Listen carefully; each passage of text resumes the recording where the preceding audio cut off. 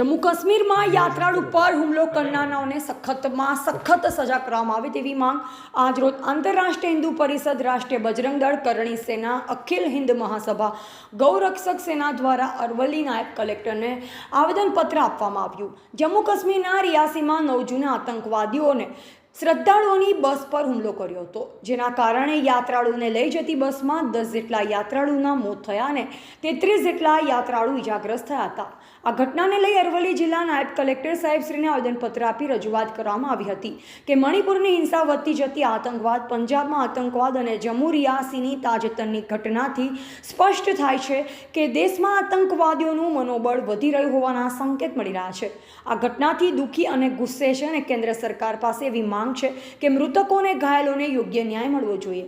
આજના આવેદનપત્ર કાર્યક્રમ દરમિયાન રામભાઈ પટેલ, સચિનસિંહ પુવાર, પ્રિયાંકભાઈ પોકાર, નારાયણ શર્મા, હિતેશભાઈ જોશી, નરસિંહભાઈ, રોશનભાઈ, કનુભાઈ પટેલ વગેરે ઉપસ્થિત રહ્યા હતા।